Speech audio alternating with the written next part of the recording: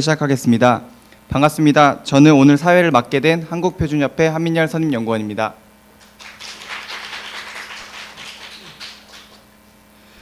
오늘의 주제 강연을 소개해드리겠습니다. 오늘 강의는 이민아 이사장님께서 해주시겠습니다. 이사장께서는 현재 창조경제연구원 이사장이시자 카이스트 초빙 교수로 활동하고 계시며 한국을 일으킨 엔지니어 60인상을 수상하신 한국 벤처 1세대이십니다. 금일 강연 주제는 지난주 공지해드린 대로 4차 산업혁명과 창조형 연구개발 혁신입니다. 그럼 이민아 이사장님을 모시도록 하겠습니다. 큰 박수 부탁드리겠습니다.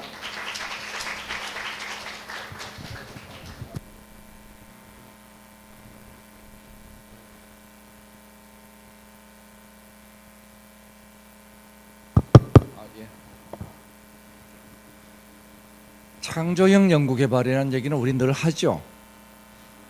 그죠? 그 다음에 4차 산업혁명도 늘 하죠. 예, 그럼 둘 다 우리 늘 하던 거네요. 예, 또 새롭게 할 필요가 있나요? 우선 4차 산업혁명에 대해서 강연 한 번도 안 들어보신 분? 없죠? 다 아시죠? 예, 그러면 설명하실 분? 자, 우선 4차 산업혁명에 대해서 간단하게 제가 앞에 인트로덕션을 간단하게 하고 주로 연구개발에 관한 문제, 주제 토론을 위한 얘기를 좀 하도록 하겠습니다. 4차 산업혁명에 대해서 제가 이제 여러분들하고 얘기를 해보면은 제가 받는 느낌은 이래요. 장님 코끼리 만지는 거 아닌가. 이거 사람들에 따라서 다르지만은 어떤 분들은 죄송합니다. 예. 이게 PDF인 것 같은데요. 제가 PPT를 보내드렸을 텐데. 예. 좀 바꾸겠습니다. 예. 조금 다르죠. 애니메이션이 있으니까. 그래서 어떤 분들은 사물 인터넷이라고 주장하고 어떤 분들은 인공지능이라고 주장하고 그래서 이 전부 다가 장님 코끼리 만지는 것 같은 느낌입니다. 왜냐하면은 틀린 얘기는 아니지만은 맞는 얘기도 아니기 때문에 그렇죠. 자, 그러면 우리가 어떻게 4차 산업혁명을 이해하는 게 좋을까? 제가 드리고 싶은 얘기는 세상 전체가 변하고 있다는 겁니다. 굉장히 우리가 이 변화를 깊이 들어가 보면은 단순한 기술의 변화가 아닌데 근본적으로 세상이 자기 조직화하고 있습니다. 이 자기 조직화의 1단계가 뭐냐 그러면은 세상의 융합이죠. 이 세상은 기본적으로 2차 산업혁명이 만든 오프라인 세상에 우리 살고 있죠. 그런데 동시에 3차 산업혁명이 만든 온라인 세상에도 살고 있습니다. 이 두 개의 세상이 융합을 하죠. 이 융합을 통해서 온갖 변화가 지금 발생하고 있습니다. 우리가 판단해야 될 것은 4차 산업혁명의 도래에서 이 융합을 어떻게 시킬 것이냐는 기술적인 문제들. 이 기술적인 문제는 첫 번째 현실을 가상으로 보내는 디지털화 기술들이 있죠. 뒤에 잠깐 제가 다시 볼 겁니다. 그런데 이 디지털화 기술 대부분은 우리가 과거 3차 산업혁명 때부터 굉장히 익숙한 것들이에요. 그런데 대부분 4차 산업혁명 설명을 보면은 요 디지털화 기술에 대한 설명이 90%쯤 됩니다. 그러면 사람들이 듣고 나서 이게 별거 아니구나. 이거는 저기 제레미 리프킨 얘기대로 뻥 비슷한 거구나. 이런 느낌을 갖고 가시는 분들이 많으세요. 첫 번째, 이 디지털화 기술을 통해 가지고 현실이 가상으로 이동을 하죠. 동시에 4차 산업혁명은 이 현실이 가상으로 갈 뿐만 아니라 가상 세계가 현실로 다시 돌아오게 되죠. 이것이 아날로그화 기술입니다. 우리가 주목해야 될 두 개의 기술은 디지털화 기술과 아날로그화 기술이 서로 쌍을 만들어 가지고 현실과 가상을 융합하고 있다는 거죠. 자, 그러면 어느 게 중요한가요? 세상의 융합이 중요한 건가요? 아니면 그 수단인 디지털화 기술과 아날로그화 기술이 중요한 건가요? 융합이 중요한 거예요. 융합의 본질이 중요합니다. 왜냐하면은 이 융합 과정에 나타나는 수많은 갈등들이 있습니다. 기술의 문제는 이 가치 중립적인 문제들이 많기 때문에 우리가 풀 수 있는데 융합에 따른 갈등의 문제는 풀기 어려워요. 그 대표적인 게 우버와 에어비앤비의 갈등 같은 것들입니다. 지금 우버의 기업 가치는 우리 알고 있죠. 대략 80조 정도 됩니다. 우리 현대자동차의 2배 반쯤 돼요. 굉장히 높은 회사죠. 그런데 한국에서는 아시는 것처럼 불법입니다. 그러면 왜 한쪽에서는 80조라는 기업 가치, 한쪽에서는 불법이라는 이런 상반된 견해가 나오고 있는가? 가치관의 충돌입니다. 즉 소유를 중심으로 하는 오프라인의 가치관과 공유를 중심으로 하는 온라인의 가치관이 충돌을 하죠. 그럼 충돌하면 갈등이 생기죠. 이 갈등 속에서 혼란이 발생합니다. 그런데 이 혼돈 속에서 새로운 생명이 태어나고 있습니다. 이 생명의 이름이 바로 유니콘이죠. 자, 유니콘을 바탕으로 우리가 4차 산업혁명의 단면을 살펴보기 전에 먼저 간단하게 이렇게 제가 정의를 하고 갑니다. 4차 산업혁명은 인간을 위한 현실과 가상의 융합이라는 거죠. 여기서 인간을 위한다는 말이 굉장히 중요합니다. 4차 산업혁명을 제가 오늘은 충분히 얘기를 못 드립니다만은 이해하는데 굉장히 중요한 거는 1, 2차 산업혁명은 물질을 대상으로 하는 혁명입니다. 3차 산업혁명은 우리 사회를 대상으로 하는 혁명이에요. 근데 4차 산업혁명에서는 주체가 뭐가 되느냐? 인간이 됩니다. 그래서 인간의 개인적 욕망 가치에 대한 이해가 굉장히 중요해지게 돼요. 예. 그리고 이어서 현실과 가상의 융합이라는 것도 굉장히 우리가 생각할 바를 많이 주게 됩니다. 단순히 이것이 디지털화 기술과 아날로그화 기술로 물질과 정보를 바꿔주는 정도에 있는 게 아니라 시공간의 한계를 뛰어넘게 됩니다. 부분과 전체의 통합을 이루게 돼요. 이런 것들이 이 한 줄의 문장 속에 지금 내포된 의미들입니다. 자, 그래서 이렇게 탄생한 유니콘들이 어떤 패턴을 보이고 있는가 우리가 보면은 4차 산업혁명의 가장 중요한 단면을 볼 수가 있습니다. 2009년도에 요 쉘가스 회사 하나가 등장하고 그로부터 16개월 후에 또 하나의 유니콘이 등장을 합니다. 즉 1년에 1개 혹은 많아야 2개 정도의 유니콘들이 등장을 해요. 2010년까지 역사상 30개의 유니콘이 등장했습니다. 1조 넘는 스타트업이 그렇게 많을 리가 없죠. 그런데 어떻게 된 일인지 2011년도가 되면서 패턴이 확 바뀝니다. 드랍박스, 에어비앤비 같은 회사가 생기면서 이것이 1분기에 하나씩 등장하기 시작해요. 이어서 2014년도가 되니까 얘들이 한 달에 하나씩 등장하기 시작합니다. 무슨 일이 벌어졌느냐? 이게 지금 중요하죠. 이 패턴이 계속 증가하고 있느냐? 그렇습니다. 작년도의 경우는 1년 사이에 74개 유니콘이 등장합니다. 일주일에 1.5개예요. 이건 놀라운 변화입니다. 16개월에 하나 등장하던 유니콘이 이제는 1년에 74개가 등장하고 있습니다. 그것이 불과 6년 사이의 변화예요. 이 변화를 우리가 뭐라고 볼 것이냐? 4차 산업혁명 오고 있다 안 오고 있다 많은 논란들이 있지만은 그 논란은 어디까지나 토론일 뿐입니다. 현상을 놓고 보면은 어마어마한 변화가 우리 산업 현장에서 벌어지고 있습니다. 자, 그렇다면은 이 유니콘들은 어떻게 사업을 하고 있는가? 그들은 시공간의 한계를 뛰어넘고 있습니다. 어떻게 뛰어넘는가? 현실 세상에 있는 시간, 공간, 인간을 데이터화시켜서 이것을 가상세계에 보냅니다. 그러면은 현실 세계에서 우리가 마음대로 주무를 수 없었던 시간과 공간과 인간을 편집, 복제를 하기 시작해요. 그러면은 최적의 대안을 만들어냅니다. 우리 여성분들은 셀카를 많이 찍으시죠? 셀카를 찍어서 인스타그램에 올리시죠? 올리기 전에 하는 게 하나 있죠? 뽀샵을 하죠. 뽀샵을. 현실의 나를 갑자기 뽀샤시하게 만드는 거 어렵지만은 우리 가상의 세계에는 그런 한계들을 다 뛰어넘습니다. 그래서 지금보다 더 나은 나를 만들 수 있게 되죠. 만약에 이 가상으로 간 세상을 다시 현실까지 되돌릴 수 있으면 우리 현실 세계가 최적화됩니다. 뭘로 최적화되느냐? 예측, 시간을 예측하고 맞춤, 공간을 맞춥니다. 4차 산업혁명의 가장 중요한 가치는 자동화, 효율화가 아니고 예측과 맞춤이란 최적화, 이것이 궁극적으로 자기 조직화로 가는 길입니다. 자, 그러면은 그 대표적인 예가 내비게이터죠. 내비게이터를 키면은 도착 시간과 최적의 경로를 알려줍니다. 우리 한민열 책임이 저한테 전화를 해요. 몇 시쯤 도착하세요? 근데 저는 알아요. 30분에 도착할 자. 예. 출발할 때 이미 알고 있습니다. 왜냐? 내비가 알려주고 있죠. 어떻게 아느냐?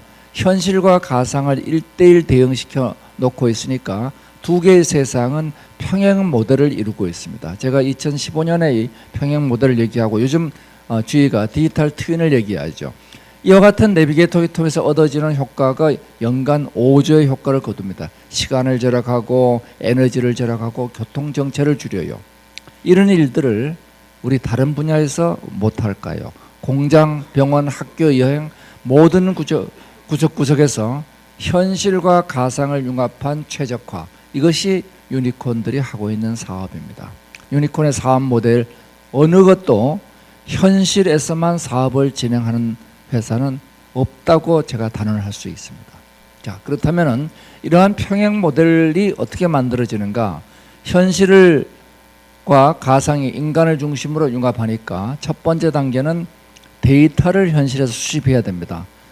지도를 만들어야 되고 그 다음에 자동차 위치를 수집해야 되죠.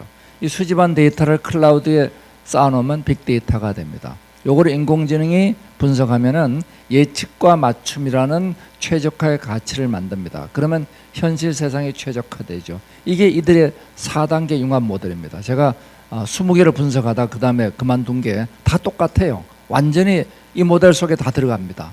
그러면은 이러한 관계 속에서 우리가 특정 기술이 4차 산업혁명을 대표할 수 있는가 굉장히 어렵습니다. 보시면은 사물 인터넷, 이것은 코끼리 앞다리에 오른쪽 다리, 생체 인터넷 왼쪽 다리, 빅데이터 머리통, 인공지능은 자 이래서 이 개별 기술로서는 전체를 못 보는 코끼리 다리 만지기가 되죠. 현실과 가상이 융합하는 전체를 보라는 겁니다. 가상 세계를 최적화해서 오프라인에 더 나은 세상을 만든다. 이 순환 과정입니다. 이 순환 과정을 캐터필러는 제조업이지만은 이 제조 현장, 건설 현장에서는 중장비가 서면 중장비 가격의 문제가 아닙니다. 전체 공정의 문제가 생기게 되죠. 이래서 이 문제를 어떻게 해결하느냐? 서비스를 고장나기 전에 하자. 그래서 모든 장비의 데이터를 사물 인터넷으로 수집해서 빅데이터를 쌓아놓고 인공지능에 분석했더니 최적의 결과가 나오더라. 요즘 이와 같이 비포 서비스는 이미 오티스 같은 엘리베이터 회사, 제너럴 일렉트릭 같은 회사, 수많은 회사들이 동원하고 있죠. 일반화되고 있는 이 서비스 2.0을 통해서 이제는 제조업은 서비스와 융합을 하고 있습니다. 자, 아마존은 유통에서 똑같은 일을 하고 있죠. 가장 빠른 배송하는 방법은 뭘까? 예측 배송입니다. 저 아주머니는 내일쯤 기저귀를 주문할 거야. 가장 빠른 위치에 미리 배송해 놓고 주문 즉시 갖다 주면은 가장 빠른 배송이 되게 되어 있습니다. 모든 것들이 내비게이터가 시간을 예측하고 공간을 맞추는 것과 동일하죠. 즉 이와 같이 모든 우리의 삶의 영역을 나눠서 오프라인과 온라인을 통합해서 소위 예측과 맞춤의 가치 최적화를 이루고 있는 게 글로벌 유니콘의 사업 모델들입니다. 그러면은 제조업과 서비스업은 이제 분리가 되지 않죠. 캐터필러는 그 장비에서 발생하는 데이터를 모아서 저장하고 분석해서 서비스로 연결했습니다. 즉 제조업과 서비스는 이제 상호 연동되는 구조로 가고 있죠. 엔드투엔드의 PSS화가 일어나고 있습니다. 여기서 이제 기술 모델이 등장합니다. 그래서 이 기술 모델로서 제가 인공지능을 중심으로 12기술을 구성을 해봤습니다. 이 동그란 선을 바탕으로 바깥 세상은 현실의 세상, 안쪽은 가상의 세상이에요. 자, 그러면 이 1단계는 어떻게 되나요? 현실 세상에서 데이터를 수집해야 되겠죠. 그러면은 시간, 공간, 인간의 요소와 관계, 그러면 곱해보면 6개가 됩니다. 이 6개의 디지털화 기술이 현실을 가상화시키는 완전체가 됩니다. 그래서 이 6개의 기술로 현실을 가상화시키면 가상세계의 데이터가 만들어지고, 이 데이터를 인공지능이 분석하면 예측과 맞춤의 가치를 만들어냅니다. 그런데 이 예측과 맞춤의 가치는 인간이 만질 수도 없고 느낄 수도 없어요. 왜? 가상세계에 있으니까. 이거를 우리가 인간이 만지고 느끼고 실제로 현실 세계에 최적화를 하려면 끄집어 나와야 됩니다. 그러려면 뭐가 필요할까요? 여기에 바로 아날로그화 기술들이 필요하게 됩니다. 그래서 6개의 디지털화 기술로 현실이 가상으로, 6개의 아날로그화 기술로 가상이 현실로, 그리고 그 중간 단계에서는 빅데이터를 인공지능이 소화해서 최적화된 결과를 만들어내죠. 이래서 인공지능과 12기술 모델을 통해 가지고 현실과 가상이 융합하는 4차 산업혁명의 모델이 완성이 되고, 이걸 제가 그 글로벌 유니콘 20군데 적용해 보니까 다 맞아 들어갑니다. 자, 이걸 다시 연결해 보면은 6대 디지털화 기술은 이거는 3차 산업혁명 때 이미 완성된 기술들이죠. 그래서 이 현실을 가상으로 만드는 가상화 기술에 이제는 가상을 현실화하는 소위 6대 아날로그화 기술이 결합되면서 이 전체 기술의 융합이 만들어지는데, 첫 번째 서비스 디자인은 인간을 위한 현실과 가상의 융합이라는 관점에서 이제는 정말 복잡한 인간이 뭘 만지고 뭘 느끼고 싶어 하는지 그거를 이해를 해야 됩니다. 이게 가장 중요한 기술이기 때문에 제가 서비스 디자인을 제일 위에 올려놨습니다. 그러면은 서비스 디자인에 의해서 우리가 뭘 물리적 가치, 만지고 움직이고 싶다 그러면은 여기서 3D 프린터 로봇 기술이 동원이 됩니다. 그 다음에 느끼고 싶다 그러면 증강 가상 현실이 동원되죠. 요 세 개의 기술 세트가 가상을 현실로 가지고 나오는 기술의 삼총사가 됩니다. 그런데 이걸로 끝나지는 않은 게 소유권과 돈의 문제가 걸려 있습니다. 이게 블록체인과 핀텍이 할 일이고, 궁극적으로 인간을 계속해서 동기부여시켜야지 뭐가 되니까 게임화 기술이 필요하고, 마지막엔 공짜 세상을 만들기 위해서 플랫폼 기술이 필요하게 됩니다. 자, 그래서 4차 산업혁명은 현실과 가상의 융합으로 사람과 사회의 문제를 해결한다.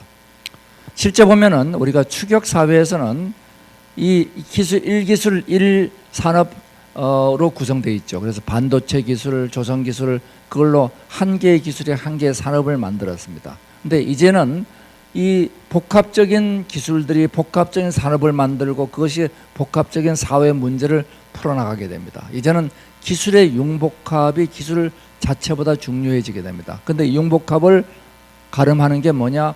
기술이 아니고 제도입니다. 실제로 대한민국과 중국을 보면은 4차 산업형이라고 얘기할 수 있는 드론, 자율주행차, 핀텍, 웨어러블, 사물인데 이 모든 분야에서 한국이 뒤져 있어요. 기술이 뒤져 있지 않습니다. 제도가 뒤져 있습니다. 이제 제도의 비중이 기술보다 훨씬 큰 사회가 됐죠. 자, 두 개의 세상이 융합합니다. 융합해서 뭐 할 거냐?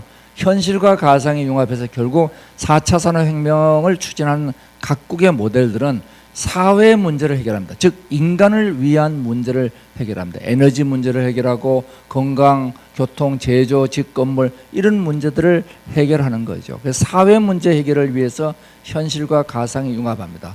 미국의 스마트 아메리카 챌린지 프로젝트가 가장 대표적인 4차 산업혁명 프로젝트죠. 이들은 특정 기술을 개발하는 게 아니고 수많은 기술들이 커뮤니케이션 패브릭을 만드는데 뭐로 만드느냐? 현실과 가상의 융합해서 만듭니다. CPS 커뮤니케이션 패브릭이죠. 여기에 우리가 수많은 사회 문제들을 해결하는 테스트 베드들이 상호 연결되고 있습니다. 뭐 대표적인 사례들이 이 소음과 대기가스, 에너지 효율화 이런 문제들을 가지고 있죠.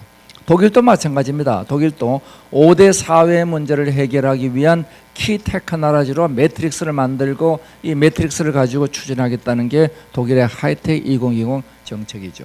자, 이래서 우리 정부가 해야 될 일은 뭐냐? 여기에 연결을 촉진하는 규제와 표준. 이 규제가 연결을 가로막고 표준의 연결을 촉진합니다. 그래서 이 두 가지 일을 정부가 할 일, 민간이 할 일이 기술과 시장, 이 두 가지가 각자의 역할인데 제가 우려하는 건 정부가 이 일은 너무 안 하고 이 일은 너무 많이 하고 있다는 게 제가 우려하는 바입니다. 그리고 혁신 생태계와 테스트 베드는 같이 해야죠.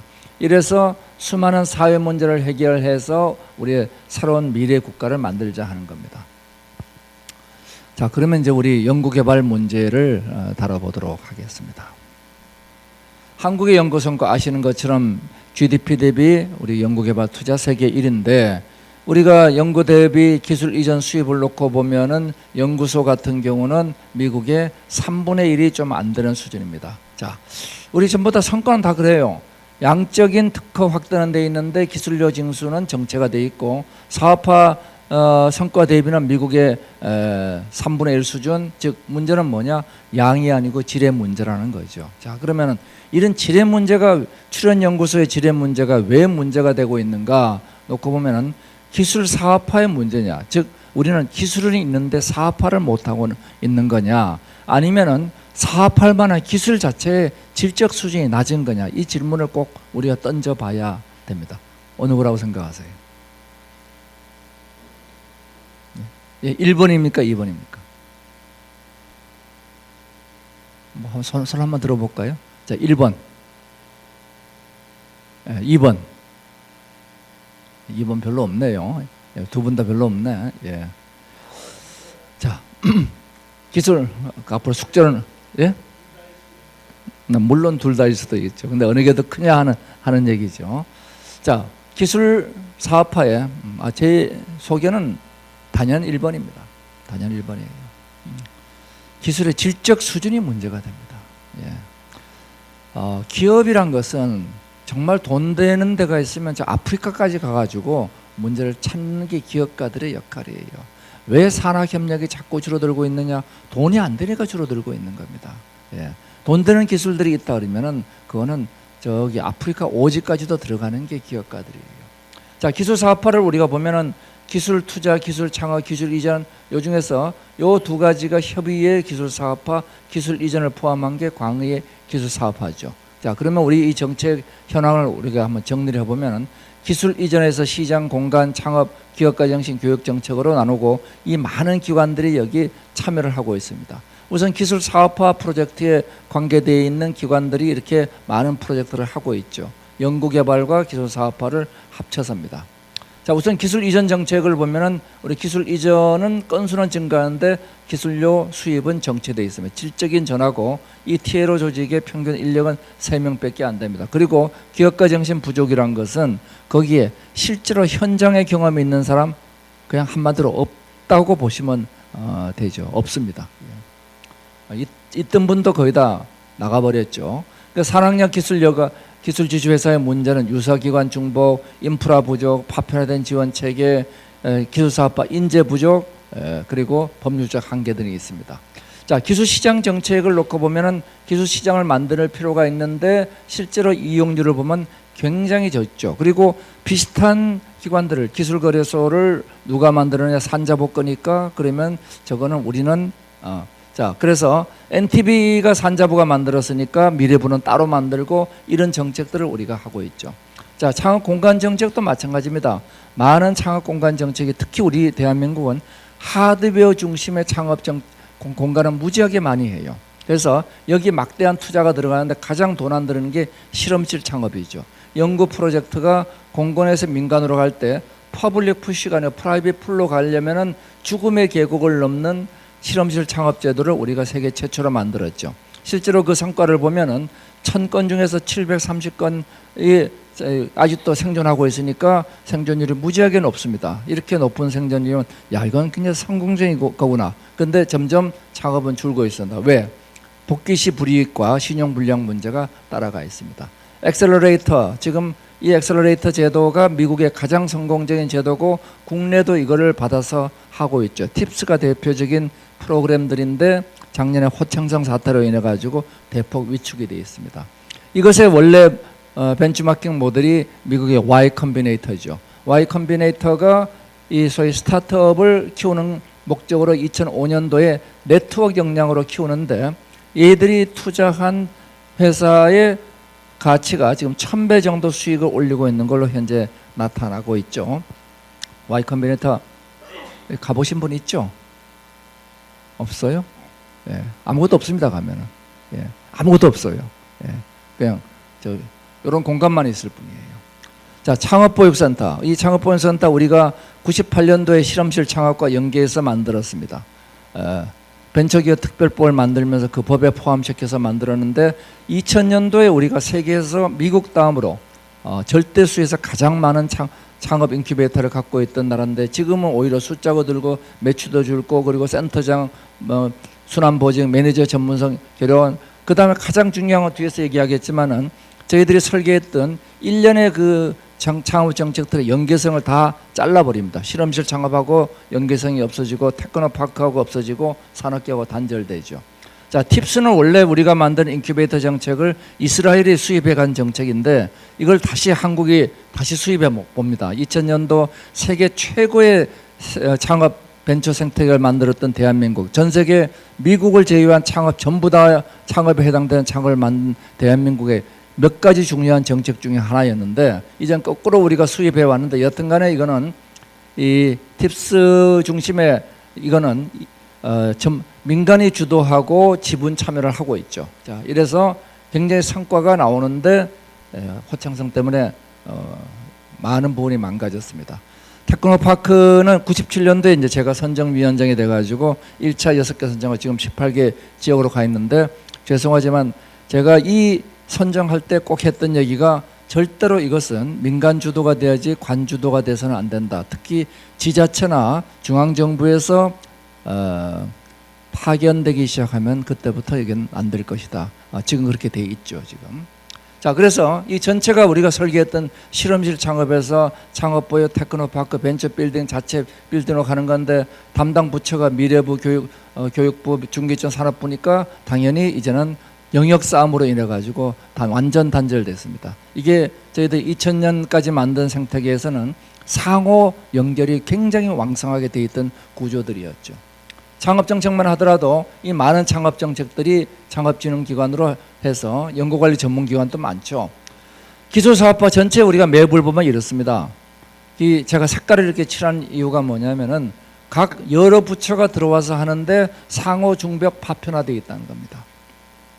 자, 이런 문제들이 분자로 사회는 소유권 문제, 인프라 공유도 안 되고 과제 연결도 미래부가 한 거 산업부가 이어받는 게 거의 없죠.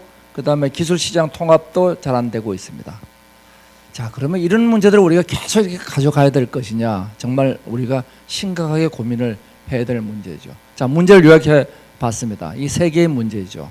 첫 번째 문제는 우선 악마의 강을 넘는 연구개발의 질적인 문제가 과연 괜찮은가 하는 연구개발의 질에 관한 문제입니다. 그래서 질보다 양적인 성장을 해왔다는 게 바로 1차, 1단계 악마의 강에 건너는 이 사이클의 문제는 질적인 문제로 한마디로 요약이 됩니다.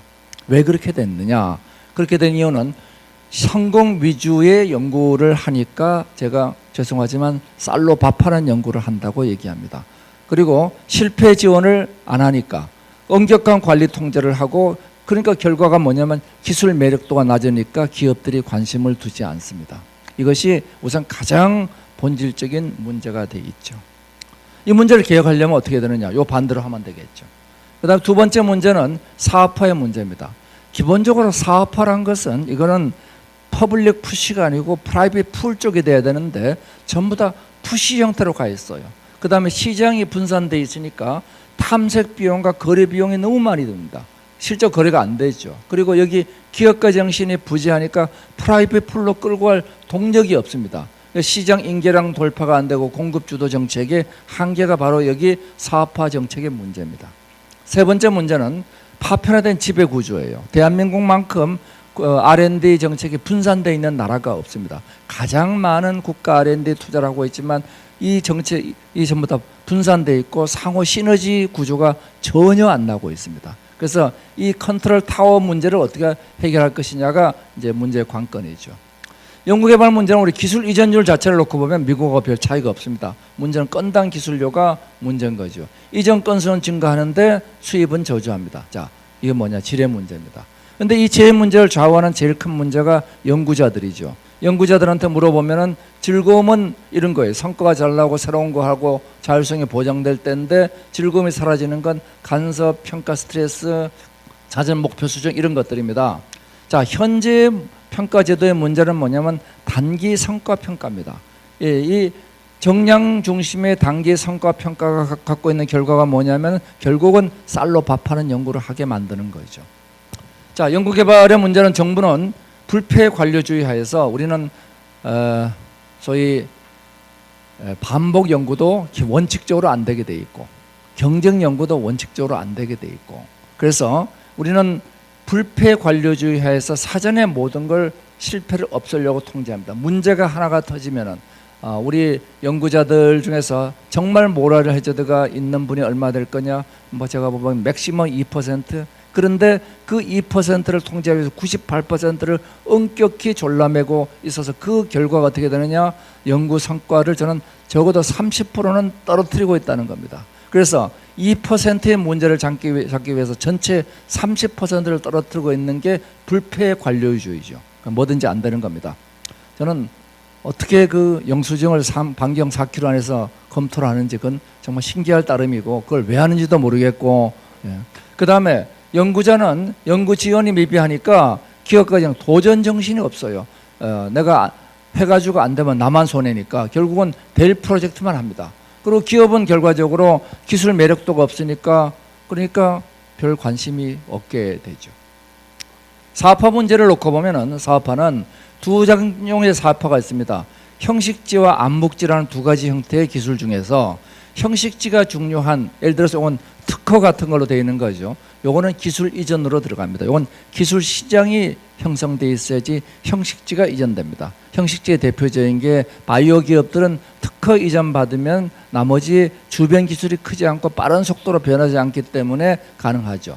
암묵지 같은 경우는 이것은 빠른 속도로 기술이 변하는 이런 IT 기술 같은 경우는 여기서는 기술 창업이나 사업 이전이 중요하게 됩니다. 자, 그래서 이 죽음의 계곡을 넘는 혼돈과 역설 영역에서는 기술 시장과 기업가 정신의 문제가 됩니다. 자, 그러면은 이 마지막으로 정책 문제를 보면 파편화된 지배 구조가 이렇게 돼 있는데 이것을 어떻게 만들 것이냐 하는 이 답을 이제 내기 위해서 우리 보겠습니다. 자, 근본적으로 이제 결국 이게 답이 창조형 연구 개발인 거죠. 자, 창조형 연구 개발. 아까 말씀드린 것처럼 우리 맨날 하는 얘기입니다. 그렇죠? 자, 추격형에서 창조형으로 간다는 건 뭘 의미하느냐? 추격형은 기본적으로 코스트 다운을 목표로 합니다. 창조형은 밸류업을 목표로 해요. 그래서 과거에 없던 새로운 기술, 이거는 기존 기술을 추격합니다. 새로운 기술을 새로 만들어내는 거, 기존에 없던 걸 만들어내야 되는데 우리 이런 거 잘 통과가 잘 안 되죠. 우리 패러다임이 추격 경제에서 대기업 가볼 구조로 가서 실패를 배제하는 추격형 연구가 이제는 창조형 연구로 바뀌어줘야 됩니다. 그러면은 이 단계에서 중요한 게 뭐냐? 폐쇄에서 개방으로 가는 게 절대적으로 중요해집니다. 우리는 너무나 폐쇄되어 있어요. 지금 미국의 실리콘밸리하고 한국과 소프트웨어 경쟁력을 보면 10배 차이 납니다. 10배. 왜 10배 차이 나냐? 우리 소프트웨어 엔지니어들이 못해서 우리 소프트웨어 엔지니어를 잘해요. 그런데 왜 10배 차이 나죠? 자, 미국의 실리콘밸리 소프트웨어에 보면은 평균 통계가 95%가 오픈 소스입니다. 그러니까 내가 직접 만드는 거 5%만 만들면 돼요. 우리는 90%가 클로즈드 내가 만든 소스 코드들입니다. 그러니까 여기서 10배 차이 벌어지는 겁니다. 결국 개방협력이 되느냐 안 되느냐에서 승부가 나버리는 겁니다. 이런 개방협력 부재 같은 것들이 결국 뭘 만들어내느냐?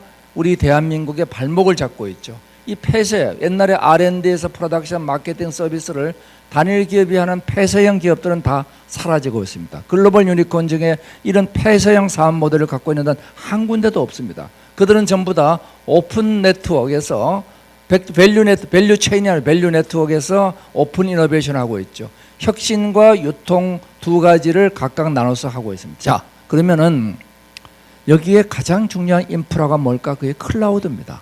클라우드가 뒷받침되지 않고서는 이 개방 협력은 절대 불가능합니다. 실리콘밸리가 이와 같은 비용 절감을 이룩하게 된 가장 큰 요인 세 가지 중에 첫 번째는 오픈소스였고 두 번째는 클라우드예요.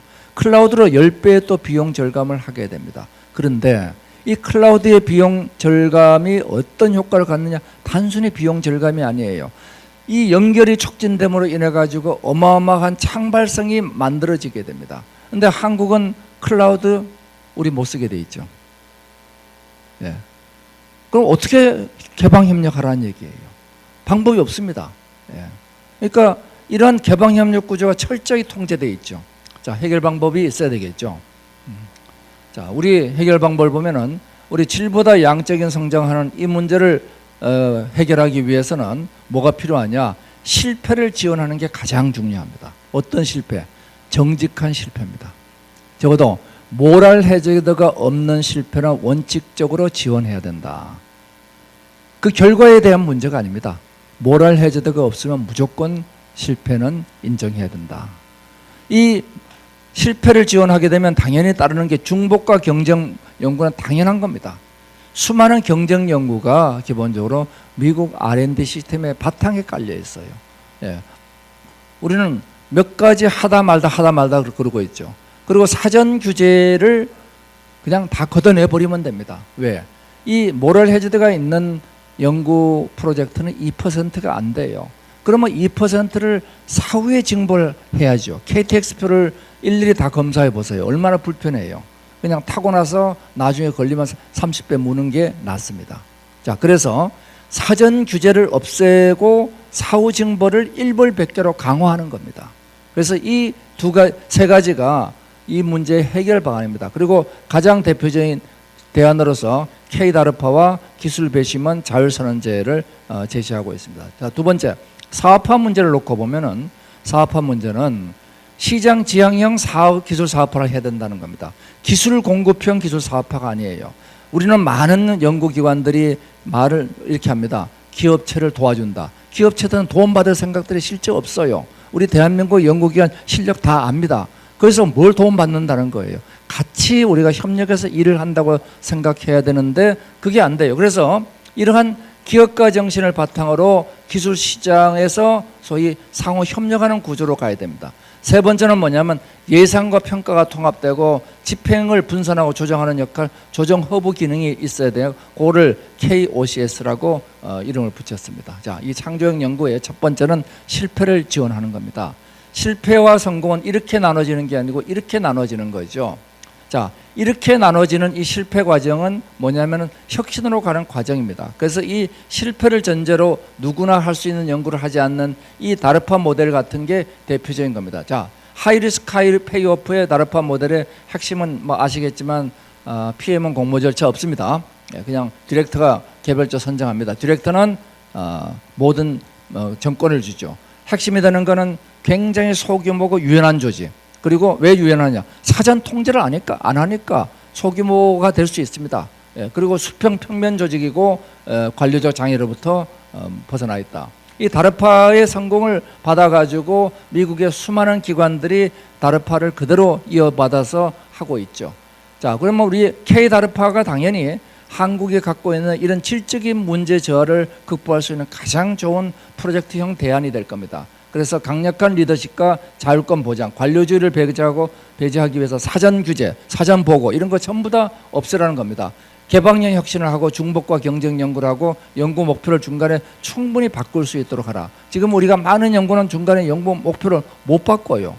지금 같이 4차 산업혁명에서 얼마나 빨리 변하는데 이거를 몇 년 전에 우리가 기획해서 기획한 대로 한다는 게 이거는 정말 있을 수가 없는 일들입니다. 이런 일들이 대한민국에 벌어지고 있죠. 자, 이걸 우리가 안 하는 게 아니라 스태피에서 2014년도에 구축 방안을 냈습니다. 그래서 요 K다르파를 우리가 민관 기술협력에서 하는 걸로 되어 있는데 잘 안 됩니다. 자, 그다음 평가 문제인데 이 대한민국의 이 기술 평가를 놓고 보면은 그 분야에 이해관계 있는 사람들 다 빼고 평가를 합니다. 그러면 결국은 이게 로또 복권 비슷한 평가가 되거나 아니면 짜고 하는 평가가 되거나 이렇게 돼요. 그래서 기술 배심원 제도가 굉장히 중요한 게 우리는 전문가가 모든 걸 알 수 있다. 천만에 전문가는 방법을 아는 것이 효과를 판단하지는 않습니다. 비전문가들이 효과를 판단해요. 그래서 미국의 기술 배심원 제도가 들어가면서 미국의 그냥 배심원 제도가 들어가면서 법률 제도가 투명하게 올라가기 시작하죠. 이 사람 관점에 접근을 할 수 있어야 되니까 R&D 혜택을 느낄 수 있는 기술 배심원 제도가 필요하고, 그 다음에 자율선언 제도가 필요하다는 겁니다. 내가 그 프로젝트에 이해관계가 있더라도 오늘 10개를 심사하면 그거 하나만 내가 선언하고 빠지면 되는 겁니다. 우리는 이해관계자 다 빼고 나니까 전문가 다 빼놓고서 평가를 하게 돼요. 그러니까 뭘 평가하는지 모르게 되는 거죠. 자, 그래서 세 번째는 사전교육에서 사후징벌로 가야 됩니다. 지금 말씀드린 것처럼 비양심 연구자가 이게 소수예요. 2% 이하라는 겁니다. 지금 사업체, 사업하는 사람들은 5%라고 얘기합니다. 사업하는 사람 중에는 5%가 비양심적, 연구하는 사람들은 2%가 비양심적. 그러면은 중심이 되는 게 98%의 성실한 연구자를 중심으로 해야 되는데 우리는 비양심 연구자를 중심으로 모든 제도가 만들어집니다. 그러니까 선실로 연구의 자율성을 하고 징벌적 배상으로 도덕적 해이를 방지하라는 거죠. 그래서 추격형 연구에서 창조형 연구로 가려면 추격형 연구는 목표가 명확합니다. 우리가 사전에 RFP 세부 기획 다 만들 수 있어요. 근데 이제는 RFP를 만들어 가지고 그 다음에 그거를 사전에 기획해서 예산을 따고 그 다음에 그 기업을 선정해서 프로젝트를 나눠주고 이미 세월이 지나버렸습니다. 무빙 타겟인데 그 타겟은 딴 데로 이동해 버렸어요. 있을 수가 없는 일들입니다. 실패하는 연구로 하지 않은 연구로 확률 전략, 우리는 실패하지 않는 일을 하는데 대박 성공을 하는 기대값 전략으로 가야죠.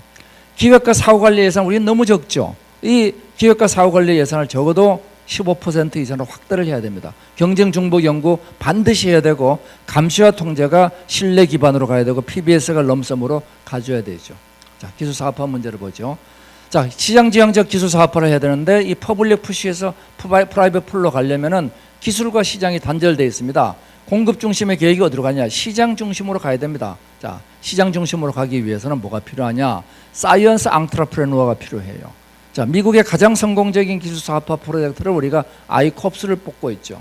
자, 아이콥스를 놓고 보면은 기존의 문제가 뭐냐면은 스타트업과 소비자 간의 큰 격차, 그다음에 투자 대비 낮은 기준 이전율, 이거를 어디로 가느냐? 랩에서부터 마켓으로 가라. 이게 이제 아이콥스가 주장하는 얘기죠. 자, 이래서 이 아이콥스가 조지 워싱턴 대학에서 실제로 온오프라인을 병행해서 100명의 고객을 만나가지고 해봤더니 결과적으로 나타난 성과가 굉장히 좋은 성과를 나타내고 있습니다. 가장 성공적인 프로젝트죠.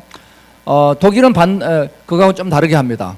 It's All 프로젝트가 기술 이전에 서로가 협의체를 가지고 하고 있죠. 우리는 적어도 이 둘 중에 하나는 가야 됩니다. 기술 이전 협의체를 통해서 가든지 아니면은 사이언스 앙트러프레너를 키우든지. 한국은 사이언스 앙트러프레너가 더 맞다고 봅니다. 자, 이러한 그 기술 사업화가 투 트랙으로 간다는 겁니다. 기술은 형식지와 암묵지로 이루어져 있는데 형식지는 이전이 되는데 암묵지는 이전이 잘 안 됩니다. 그래서 이것을 동일한 하나의 패키지에 묶어서 기술 이전 정책을 처면 잘 안 되죠. 그래서 이것이 기술 이전을 되는 거는 제약 같은 거는 커넥트 앤 디벨롭먼트, 이것은 어퀴지션 앤 디벨롭먼트로 가게 됩니다. 자, 그래서 이렇게 되려면 이것은 기술 거래소가 중요하고 요거는 기업가 정신과 이해관계자 조정이 필요합니다. 그런데 이런 문제들을 우리가 해결하는데 산학협력이 굉장히 중요하는데 산학연 협력이, 근데 제품 중심의 연구 개발은 이미 기업체가 우리 학교나 연구소에 거의 기대를 하지 않고 있습니다. 예. 자, 그러면은 실제 현장에서 실전으로 싸우는 기업체 연구진하고 그냥 따뜻한 온실 속에 있는 이 연구소나 학교의 연구진하고 현실 게임에서는 상대가 안 된다면은 그러면 뭘 가지고 해야 되느냐? 이제는 연구 과제에 대한 연구, 즉 IP에 대한 연구를 해야 된다는 겁니다. IP 연구를 하면 이건 돈 별로 들지도 않아요. 그리고 이거는 많은 기업들에게 참여할 수 있습니다. 이 IP 연구는 소위 학교 연구소와 그리고 기업체의 갭을 줄일 수 있는 가장 좋은 거죠. 자, 그래서 지재권 우선의 기술 개발. 이 연구 프로젝트는 그냥 간단합니다. 연간 1억 정도 줘가지고 산학 협력을 해가지고 기업에 필요한 IP가 만드는 과정은 기술 중심의 IP가 아닙니다. 현장의 문제를 가지고 복합 기술로 푸는 게 IP죠. 자, 그래서 IP가 굉장히 중요한데 지금 우리 IP는 지금도 간접비로 처리되고 있습니다. 이 IP가 이 간접비라는 게 이게 도대체 이게 있을 수가 없는 일입니다. 이것도. 제가 수년째 얘기를 하고 있는데 아직도 개선 안 되고 있습니다. 예. 한도만 좀 올리고 있죠. 예. 자, 기술거래소 이거는 뭐 기술거래의 탐색 비용과 거래 비용 줄이기 위해서 필요한 거죠. 자, 기술 창업 활성화는 자, 기술 창업이 어떻게 돼야 되느냐? 실험실 창업에서 우리가 많은 문제를 풀었습니다. 근데 실험실 창업의 결과가 뭐냐 그러면은 아까 실패한 사람들은 신용 불량으로. 그래서 제가 지난 3년 동안 했던 게 창업가 영대 보증은 이제 없애는 걸로 돼 있죠. 7년 동안 이제 없어집니다. 근데 그걸 넘어가지고 이 창업에 따르는 또 다른 문제는 뭐냐면은 주변에서 협조를 안 해요. 왜냐하면은 창업하는 사람들은 그 자기를 위해서 하는 거고 그 창업 안 하는 사람들은 거기에 대해서 내가 안 한 건 안 따먹은 포도는 다 시게 돼 있으니까. 그래서 공동체적 이해관계적 질서가 이게 중요합니다. 혁신가에 대한 보상을 하기 위해서는 적절한 보상을 하기 위해서는 일정 부분을 전체 꼭 환원해 주는 게 필요하다는 겁니다. 예. 자, 마지막 정책으로 KOCS 제도는 국가 R&D를 전체적으로 보는 시각이 약합니다. 그래서 이 이스라엘의 OCS 제도가 가장 성공적인 그러니까 R&D가 분산되어 있는 나라는 우리하고 이스라엘밖에 없습니다. 그러니까 분산된 R&D를 추진하는 국가에서는 요 OCS 제도 같은 게 필요합니다. 다른 나라는 이게 필요한 데가 없어요. 그래서 이 OCS 제도의 문제를 놓고 보면은 컨트롤 파의 위상, 중복 이런 문제들이 있습니다. 자, 그래서 이걸 어떻게 하느냐 하는 것이 매트릭스 구조로 가야 된다는 겁니다. 이 부서와 각 부서와 그 다음에 그 부서의 OCS가 매트리스 조정 형태로 상호 조정되고 있어야 되겠다. 자, 그래서 마지막 정리를 하면은 제가 45분까지 끝내는 걸로 되어 있죠. 그렇죠? 예? 예? 아니 진짜 끝낼 때가 된 것 같아서. 예. 그래서 우선 우리가 첫 번째 제일 중요한 연구의 질적인 문제에 대해서는 지금 양적인 추격, 여기가 추격에서 창조로 제일 받기엔 중요한 데입니다. 여기서는 실패 지원하는 K다르파 제도로 가라. 두 번째가 사업화 문제에 대해서는 이건 기업가 정신과 시장을 중심으로 가라. 세 번째 파편화된 지배 구조는 이 전체를 분산 조정하는 형태의 조정 허브를 구축하라. 요 얘기를 드리면서 마지막으로 창조경제혁신센터를 버리지 말고 지금 전국에 있는 거 이거 또 버리는 것도 이거 아까운 겁니다. 처음부터 안 만드는 게 제일 좋았는데 이미 만들어진 거 버리지 마시고 이것을 오프라인을 온라인으로 다 묶어가지고 우리가 온라인 혁신 장터를 만들면 전체 기술 사업화의 중요한 한 축을 담당할 것이다 하는 얘기를 드리면서 제 얘기는 마치도록 하겠습니다. 예, 감사합니다.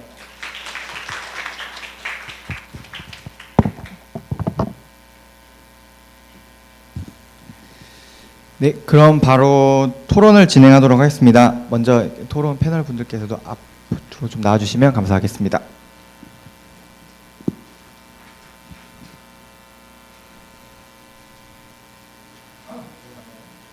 예.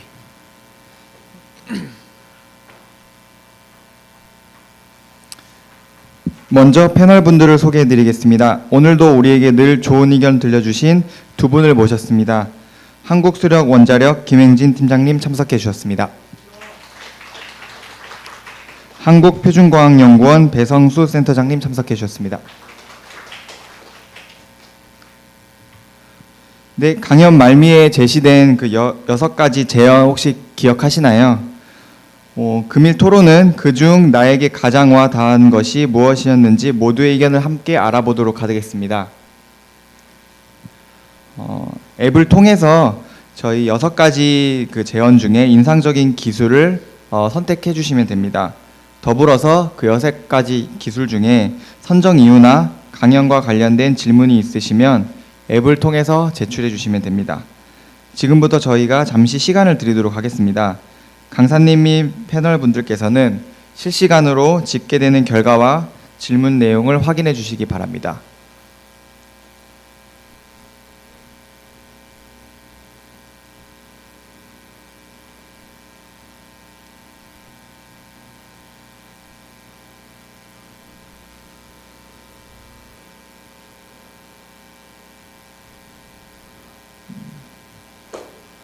화면을 통해서 제출해 주신 그런 그 제출해 주신 결과가 지금 실시간으로 집계가 되고 있고요. 저희가 좀 좋은 의견을 들려주신 5분을 선정을 해서 금일 연구회에도 작지만 커피 상품권을 드리도록 하겠습니다. 또한 금일 연구회에는 또 이민아 이사장님께서 귀중한 시간 내주셨기 때문에 화면에 나와 있는 것 외에도 조금 짧은 시간을 내서 혹시 참여해주신 연구개발특구 직원분들이 혹시 궁금하신 사항이 있으시면 질의응답을 가질 수 있는 시간을 조금 갖고자 합니다.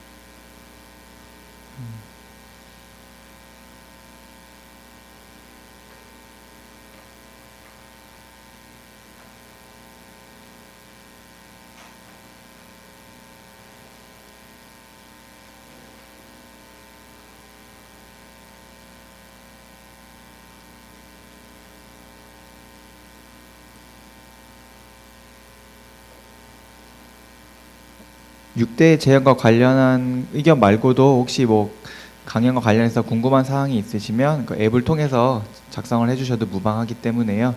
자유롭게 조금 부담 갖지 마시고 작성해 주시면 감사하겠습니다.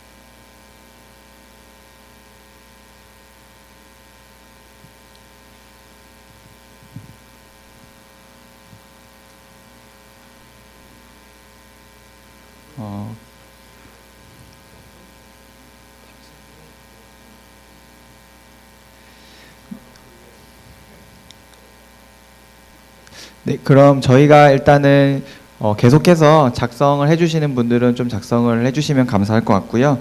우선 패널 분들이 선정한 기술과 의견을 먼저 들어보고 그 이후에 저희 특구 직원분들께 작성해 주신 내용을 함께 강사님과 함께 공유하면서 또 말씀을 들어보는 시간을 갖도록 하겠습니다. 그럼 먼저 그 김행진 팀장님 답변 부탁드리겠습니다.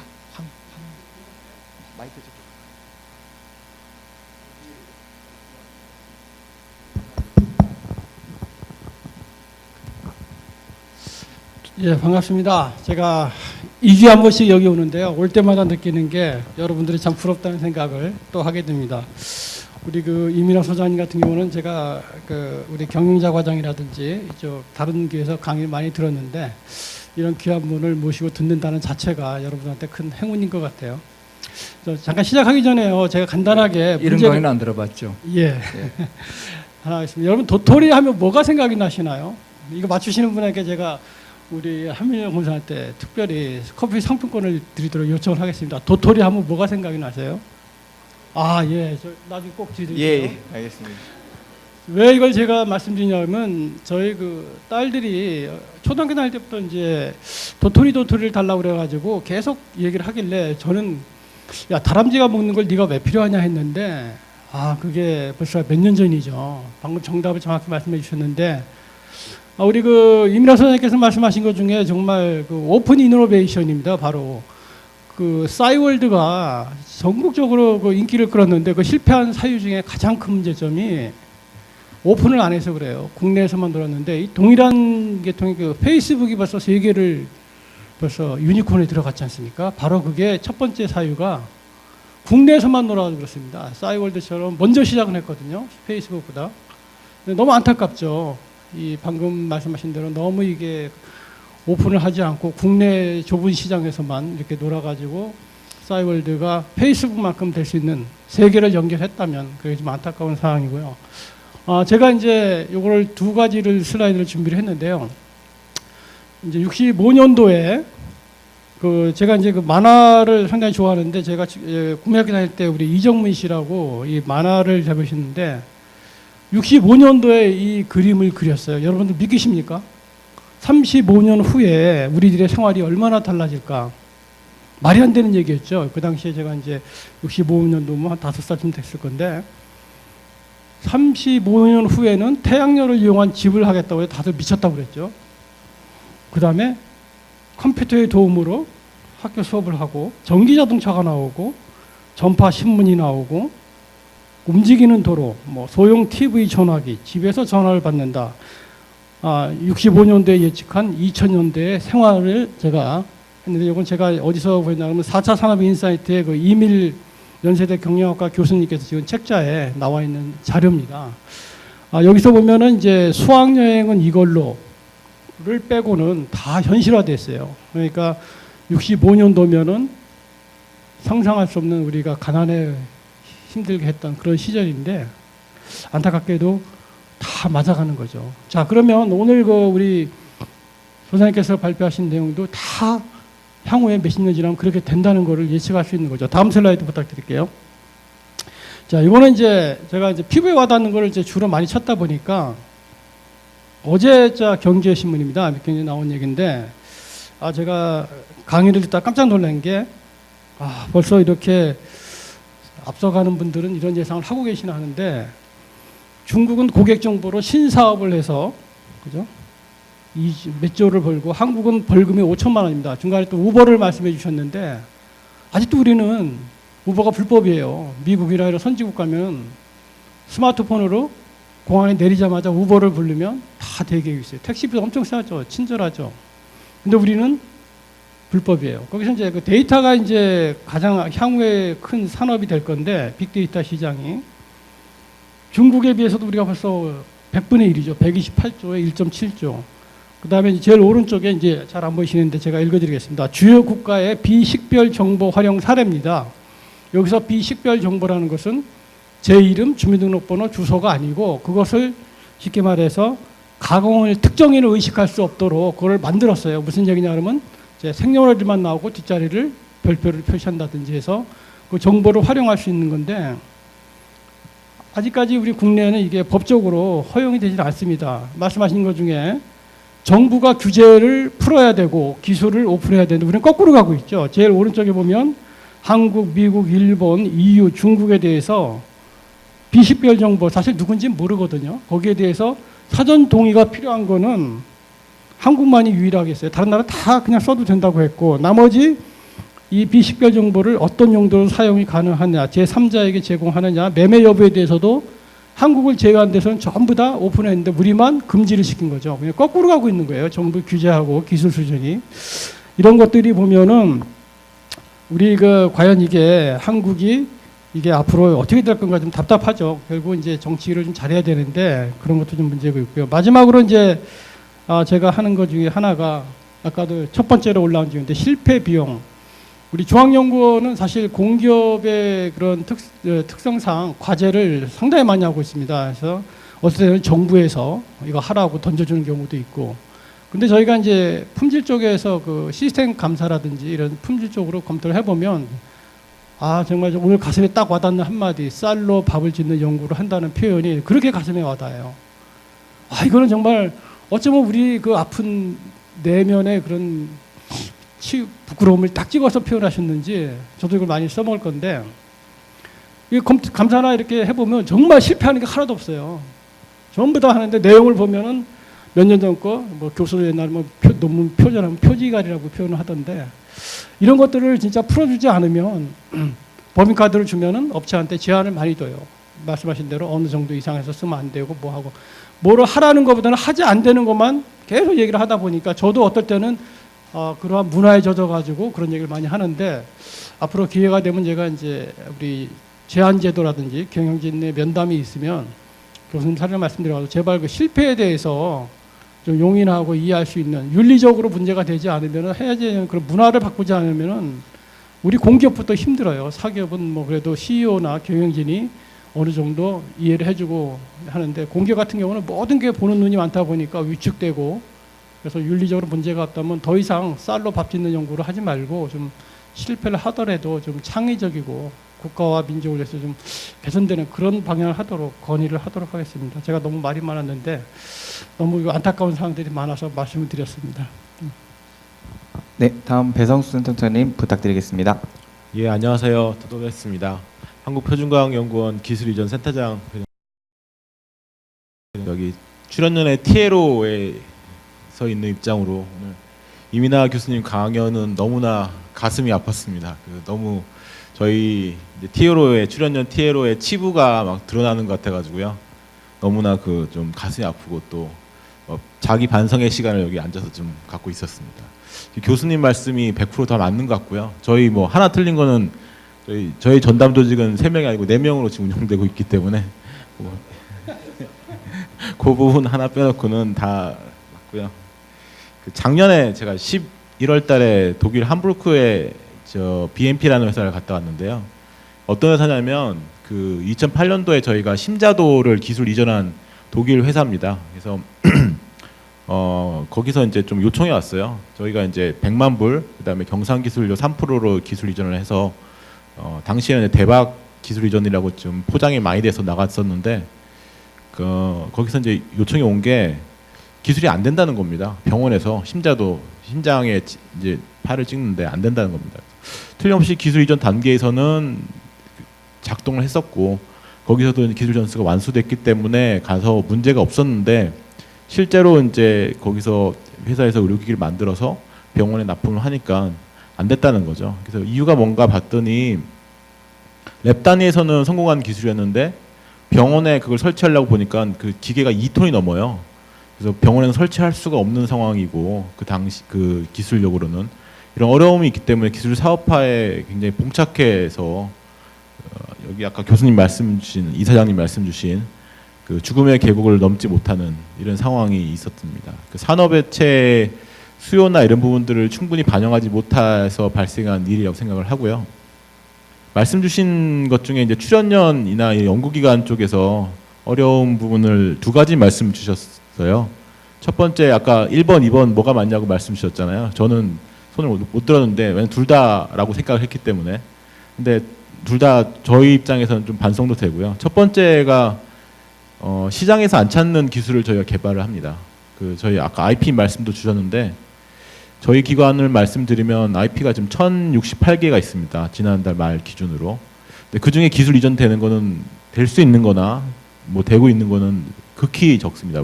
외부로는 보고는 사실 뭐 대입이지만 외부로는 한 20-30%씩 우리가 할 수 있다고 하지만 실제로는 그렇지 않아요. 그게 어떤 의미냐면 연구자들은 평가를 받기 때문에 특허를 내서 그 특허를 가지고 평가 지표로 삼고 있고 그냥 단순히 인사 고과를 위해서 특허를 내는 경우도 많습니다. 논문하고 다르게 특허는 권리 범위를 확 줄여버리면 그냥 다 특허가 되거든요. 그래서 그런 좀 불필요한 특허들이 굉장히 많아요. 그래서 우리나라가 전 세계 4위의 특허 강국인데 개수만 많고 아까 양적인 특허 말씀 주셨는데 양적인 질적인 특허 질적으로 이렇게 우수한 특허가 출연연에 많지는 않습니다. 그래서 그런 부분들은 본인들만 좋아요. 연구개발자들 나 만들었고 특허도 하나 만들었다. 본인들만 좋고 본인들 고가만 반영이 됩니다. 실제로 이제 기술 사업화하는 저희 입장에서는 그거를 기술 이전하려면 상당히 어렵습니다.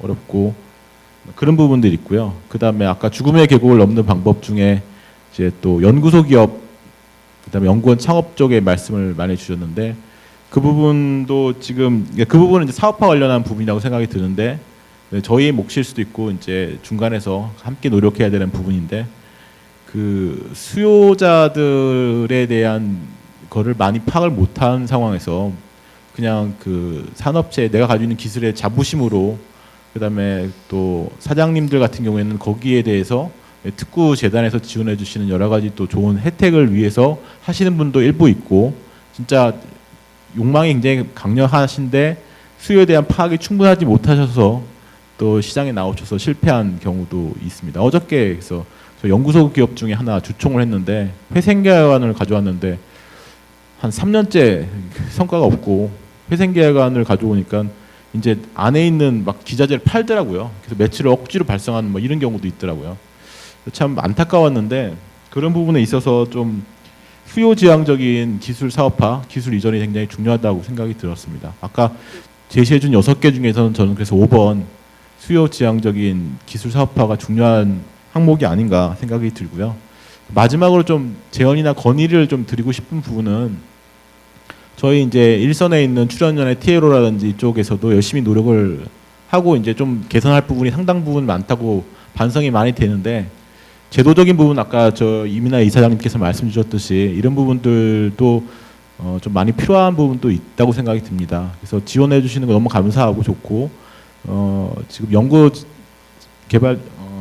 연구개발 특구에서도 그러니까 이런 이제 제가 이제 부탁드리는 거는 이제 인사이트를 갖고 이제 좀 지원을 해주시면 이런 지금 굉장히 지원은 많은데 허수들이 너무 많은 것 같아요. 그래서 그런 부분들이 좀 미싱되는 부분이 많은데 이런 부분을 좀 줄이기 위해서 아까 제도하고 표준 말씀을 주셨는데 그런 부분에 대해서 좀 수요지향적인 거 말씀 주셨던 키워드들이 그런 것 같아요. 수요지향적이고 그다음에 실제로 사업화에서 가능한 부분들 이런 부분들에 대한 제도를 좀 인사이트를 가지고 해주시면 참 좋겠다는 생각이 들고요. 그래서 처음에 제가 이 토론 처음 왔을 때 생각했던 게 그거였는데 인큐베이터나 엑셀레이터가 4차 산업혁명에 굉장히 중요한 역할을 할 직업군이다라고 생각을 들었거든요.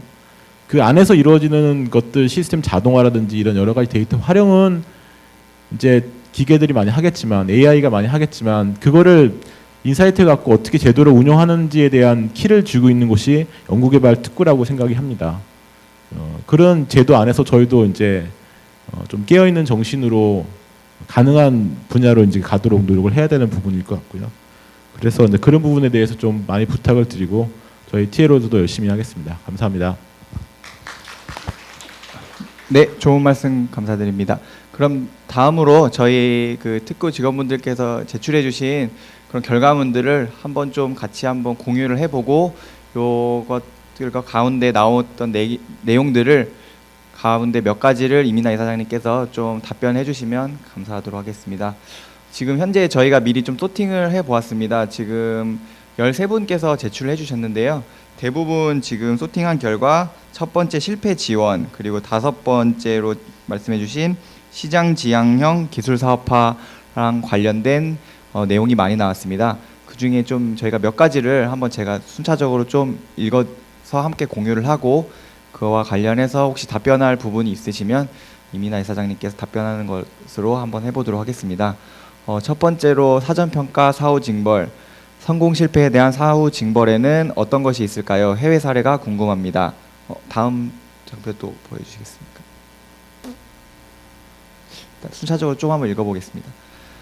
슬라이드 예상 기능에 보면 기초연구와 기술사업화 간 간극을 메우는 혁신 모델의 기능이 있는데 그것을 재단에서 실현시킬 필요가 있다고 생각합니다. 다음으로 또 실패 지원 관련해서 연구과제의 목표는 환경 변화에 따라 충분히 바뀔 수 있으나 현재는 목표의 변경은 절차가 매우 복잡해서 기업도 전담 기관도 꺼리는 경향이 강하다고 느낍니다. 과제 수행의 유연성을 보장하는 환경을 조성하는 것이 필요하다고 생각합니다.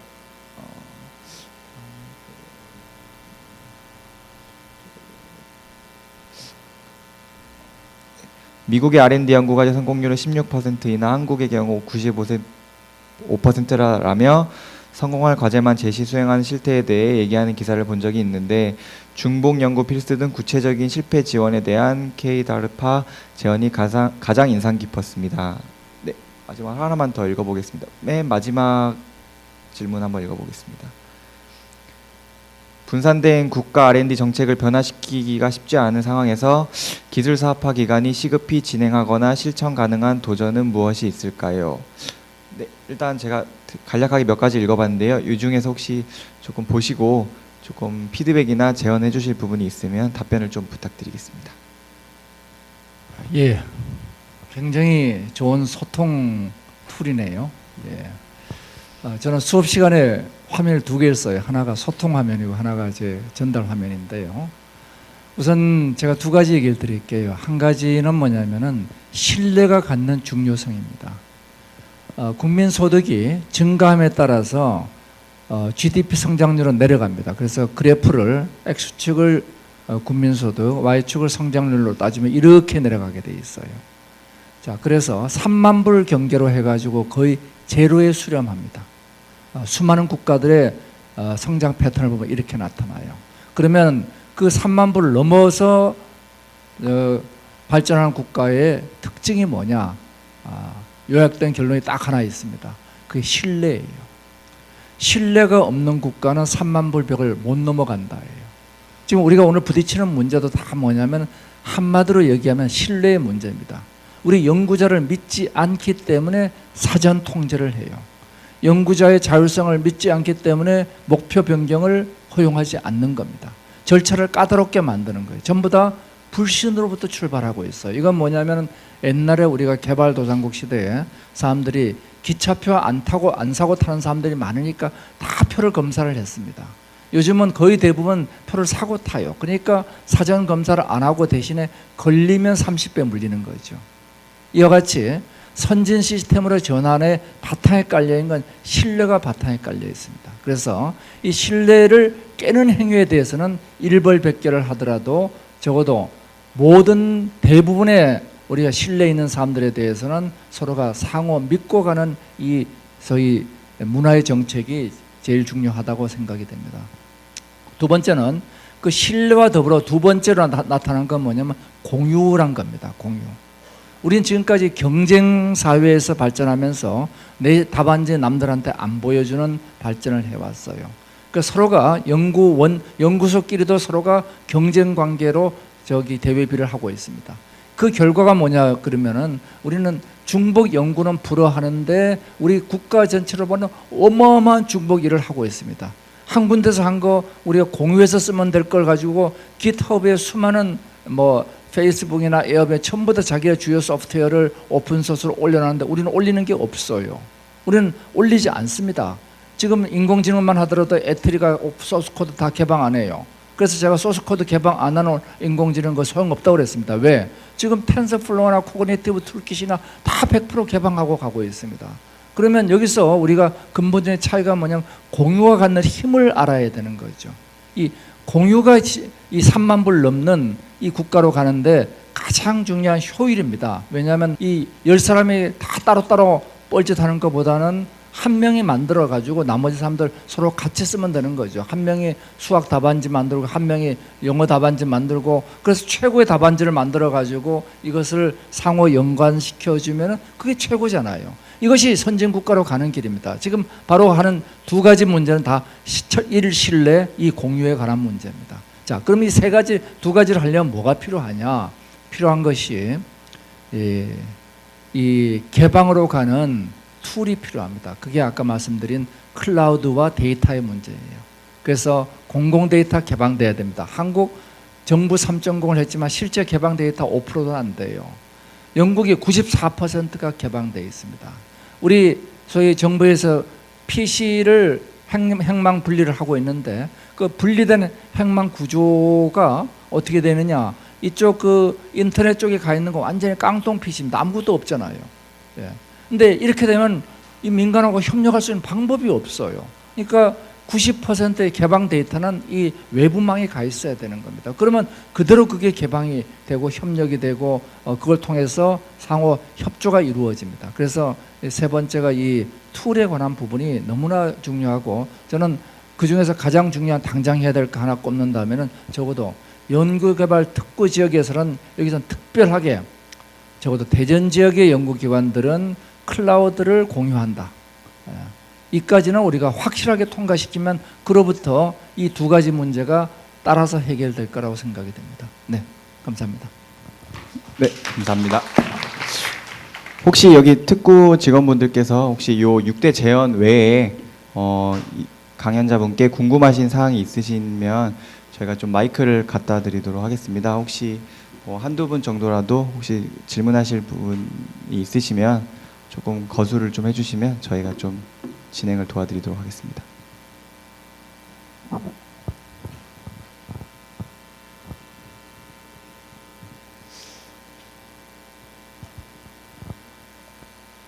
네, 아마 포스트잇 기능으로 많이 질문을 해주신 것 같은데요.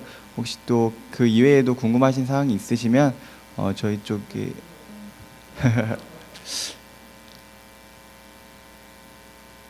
그럼 저희 마지막으로 저희 그 다음 그 안내 드리고 네. 자, 금방 마지막 금방 끝내도록 하겠습니다. 예, 오늘 하루도 고생 많으셨습니다. 저희 요번 제가 4차 수였고요. 공통 분과로 4번이 진행됐습니다. 다음 연구에는 이제 9월에 다시 시작을 하게 됩니다. 총 그 이제 지능형 컴퓨팅 기술 분과랑 다음 장표 넘겨주시겠어요? 저희 데이터 사이언스 기술 분과로 이제 9월 5일부터 시작을 해서 진행되니까요. 9월에 다시 뵙도록 하겠습니다. 금일 연구에 참여해주신 모든 분들 고생 많으셨으며 다음 시간에 뵙겠습니다. 오늘 하루도 좋은 시간 되시기 바랍니다. 감사합니다.